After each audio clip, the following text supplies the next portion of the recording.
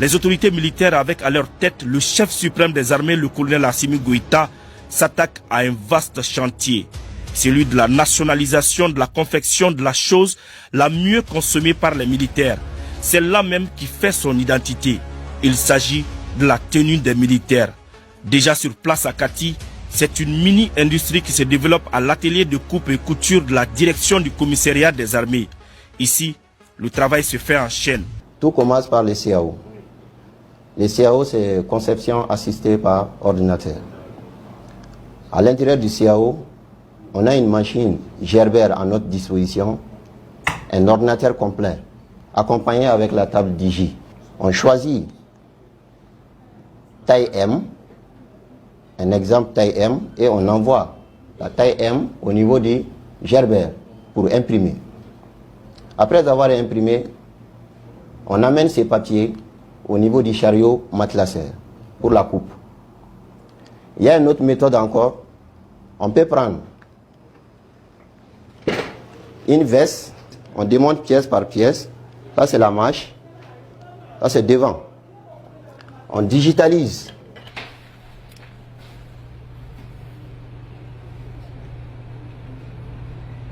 Vous allez voir que les mêmes dimensions vont s'afficher sur l'écran à travers le logiciel.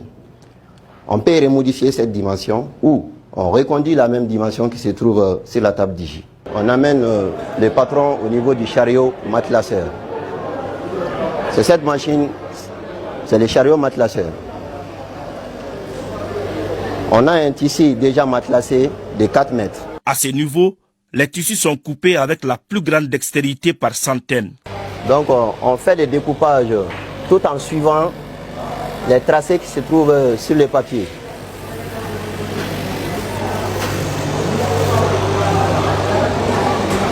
Une fois les tissus coupés, ce sont les tailleurs qui entrent en jeu maintenant. Chacun joue un rôle assez important car tous les détails comptent et rien n'est laissé au hasard. Ils le savent mieux que quiconque, le militaire doit se sentir bien dans sa tenue. Nous avons 6 chaînes de production. 2 chaînes pour les vestes et 2 chaînes pour pantalons. Et 2 chaînes de réserve pour les nécessaires des vestes ainsi que les pantalons.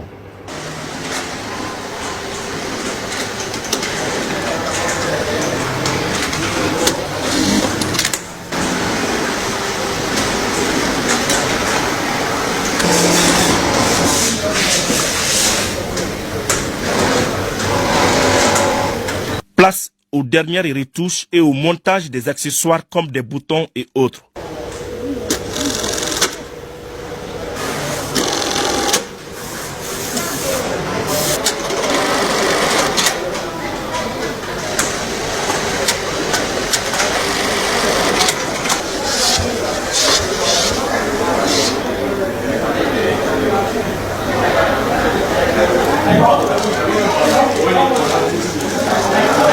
Ici, les agents de l'atelier de coupe et couture du commissariat des armées ont comme sacerdoce habillé les forces de défense et de sécurité de la tête aux pieds.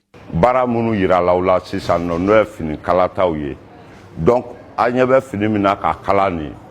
camouflé.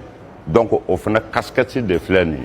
Donc, casquette na nombre de kala finina, au nombre de kala. Casquette là, on a la unité dorée, on a la unité pour que on a ce cas armée mal doté, armée mal bébé ka fini sur le chogomna cadeau, car sur la montagne n'inque kokankana.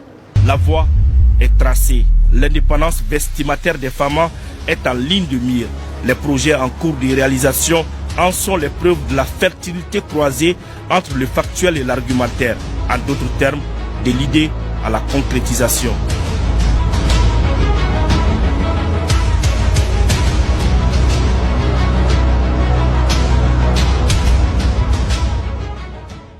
Comme vous pouvez le constater, et pour l'occasion, je porte une tenue personnalisée, spécialement cousue par les tailleurs de l'atelier coupe et couture de la direction du commissariat des armées. Des tailleurs qui abattent un travail titanesque au quotidien pour les femmes. Vous ne vous êtes jamais posé la question comment les tenues des militaires maliens arrivent à résister à tout ce qu'il y a comme intempéries. Et oui, le secret est là. Il y a des experts dans ce laboratoire qui analysent tout ce qu'il y a comme tissu. Et même les fils sont passés au pain frère. Tout est réuni, toutes les conditions sont réunies pour permettre aux militaires maliens de défendre sa patrie dans de bonnes conditions. Suivons comment ils font. L'atelier militaire de coupe et couture à Kati est très regardant sur la matière des textiles à base des tenues pour les femmes. Avant chaque confection à grande échelle, le laboratoire procède à l'analyse et au diagnostic des tissus. Ce laboratoire de textiles est un laboratoire ultramoderne de dernière génération. Le laboratoire tout d'abord est divisé en deux parties. On a ce qu'on appelle le laboratoire chimique et le laboratoire physique.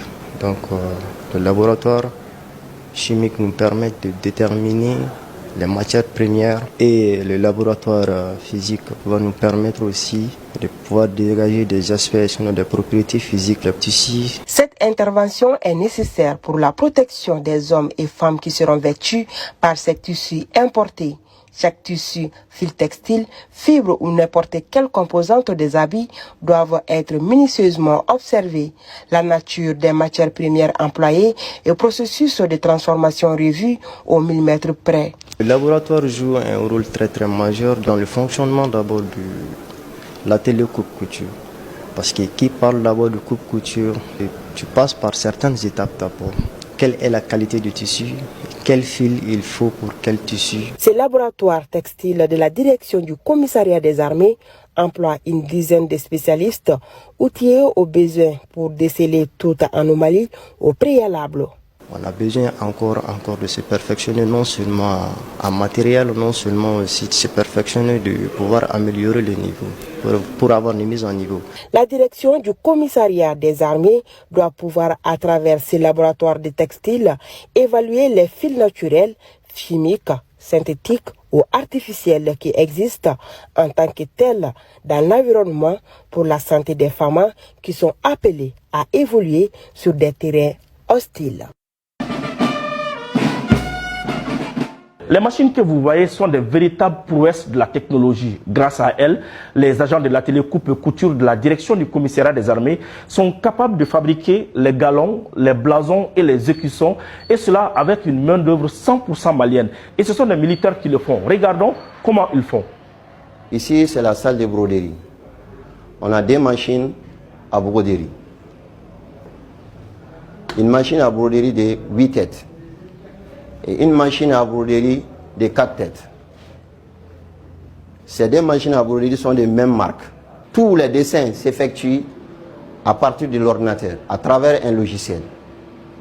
Après avoir dessiné à travers le logiciel, on envoie les dessins au niveau de la machine à broderie pour l'exécution.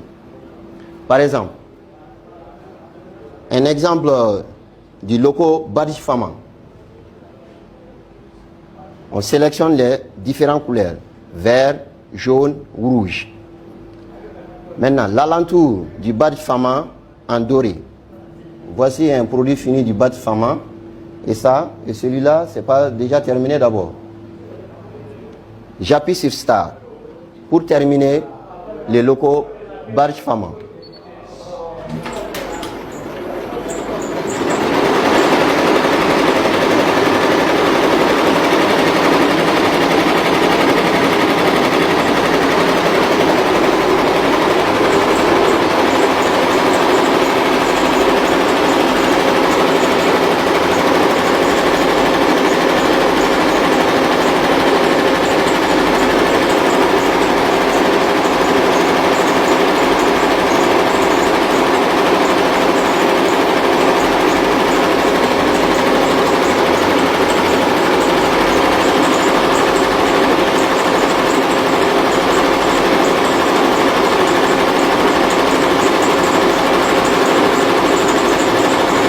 Le blason Mali.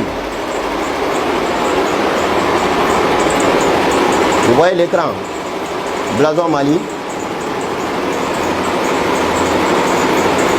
Et la partie impression. Vous voyez blason Mali. Donc j'appuie sur Start pour que ces blasons Mali s'achèvent.